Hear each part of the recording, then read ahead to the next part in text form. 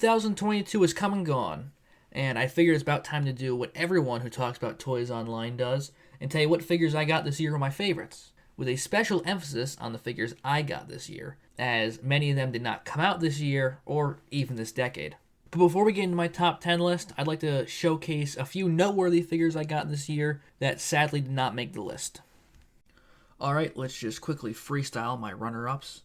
So firstly, we're going to go left to right here. These are really in no particular order. I love all these figures.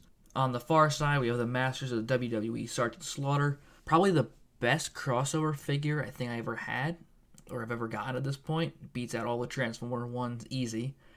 The only issue is that he's not the best Sergeant Slaughter this year.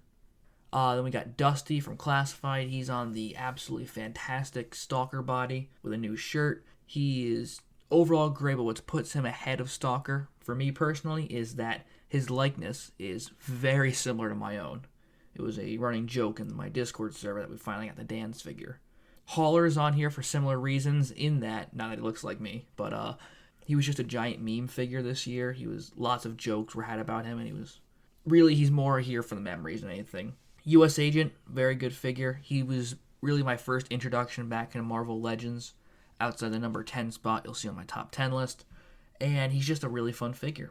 Nothing much out to say about that. Honestly, you can pretty much say that about the Crimson Guardsman and the SH Figuarts Shocker Combat Man. Both of them are also just really fun figures that I enjoyed a lot, but just didn't have enough to make them stand out to get on the top 10. New Age, Ymir, and Firefox, their Grimlock and Skyfire were both fantastic. They made my top Transformers list of the year. Actually, that list was almost a complete clean sweep of New Age, except for one figure. And last but not least, for the small guys, or in quotations here, is Serpentor, who Air Chariot not shown in the picture. I couldn't fit it in. But Serpentor was a fantastic figure. One of the highlights of the Classified line, just objectively speaking. Not my favorite, but he is amazing. And then last but certainly not least is the 2002 reissue of Power Master Optimus Prime with the Apex armor, aka God Bomber. This guy has just always been a grail of mine, and that's pretty much why he's on here. He's probably one of the most fun Transformers figures I've ever had. And yeah, without further ado, let's get into my top 10 list. Number 10, the Marvel Legends Wolverine 5-pack. Well, this year I decided to dabble back into Marvel Legends again, and when I saw this pack on Amazon drop down to about 90, I thought it was the perfect time to give it a spin, and man, what a 5-pack. Despite not enjoying all the figures, I'm not the biggest fan of the Marvel Legends female body, especially the old one, which Kalisto was on, but overall, all the figures in this set were absolutely amazing, all with their own unique charm and being super playable. Obviously, as said earlier, Kalisto was the main thing that was holding this pack back from being further up on the list and possibly letting even other Marvel Legends on this list. But it's a great set overall, and I think it deserves the number 10 spot. Number 9, Transformers Armada Thundercracker. So Marvel Legends weren't the only thing I found myself dabbling into this year. Older Transformers has been a recent acquisition of mine thanks to the convincing of some friends. And at TFCon, I kind of went a little nuts with them and picked up a bunch of Armada figures. If you watched my TFCon video, you probably would have saw that. And Armada Thundercracker was chief among these, as he is one of my favorite Armada characters, probably my favorite. And he's just an absolute beast of a figure. I mean, he's obviously not the most articulate for the time he came out, but he's more than makes up for it with the amount of playability and gimmicks he has. And so that's why he makes the number 9 spot. Number 8. Transformers Armada Hotshot.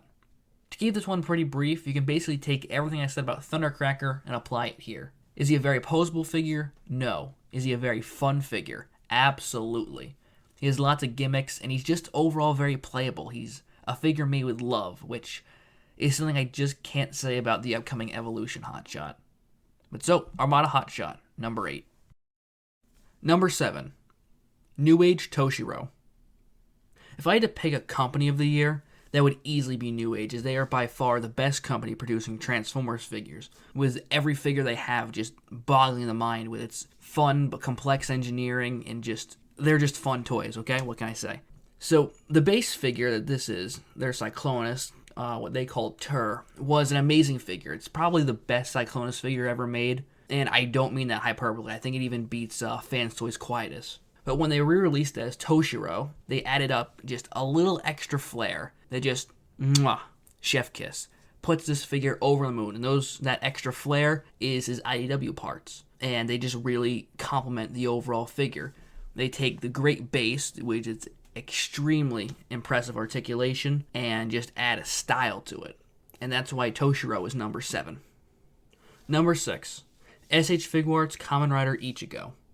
So, alright, I have gotten into a lot of things this year, to be honest. Kamen Rider being another one, though that was really early in this year when I was introduced to Kamen Rider by a few friends of mine. And I honestly love it. My favorite series of them all is still probably the first one, Ichigo, but don't nail me on that because I haven't gotten really deep in the Heisei era yet. But anyway, this figure is a great representation of Ichigo from the Kamen Rider 1 movie from 2016, which is my personal favorite design for him outside of his original design, which is basically impossible to get because, as a running theme you'll see on this list, it's a very fun and playable figure. He has great articulation, he's very dynamic in poses, and that's why he's number 6. He's just another fun figure on a list of very fun figures. Number 5. New Age Conquest and the Octavian armor.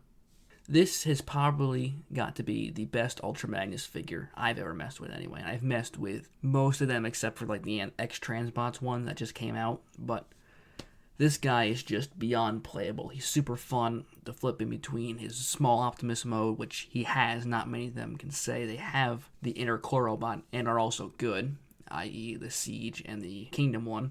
But he's overall just super fun. He can actually carry cars. It's just an amazing Ultra Magnus figure, and I can guarantee it'll BTFO the SS86 one when that comes out next year. So, number 5, New Age Conquest. Number 4, G.I. Joe Classified Crocmaster and Fiona. This is another short one for me because honestly, if you want my thoughts on this figure, go watch my first showcase. The most I can say is that this figure not only got me back into the Classified line, but also inspired me to revive this YouTube channel. That's how good of a figure this was, and it's only number 4. Number 3, G.I. Joe Classified Sergeant Slaughter. Now, this is the best Sergeant Slaughter figure released this year. He comes with everything you could possibly need for Sergeant Slaughter. Extra hands, his gun, his baton, his sunglasses, everything. And then some extras, like the miniature Sergeant Slaughter figure mint on car, which I still haven't taken out of the box. I probably need to get a second Sergeant Slaughter, but that's besides the point. This is just an incredibly fun figure. It's not super realistic like the Action Force one, which I'm sure is good in its own right. I've never had it. But this is just a definitive G.I. Joe cartoon version of Sergeant Slaughter. And for that, it's number 3. Number 2, G.I. Joe Classified Tiger Force Outback. So, funny story behind this guy. Basically, everyone I know who is a 1/12 collector ended up buying this guy in my little group of collectors after I went on gushing about how good this guy was. And one of my buddy's comments really stuck out to me as describing this figure well. And what he said was, "This does not feel like a Hasbro figure."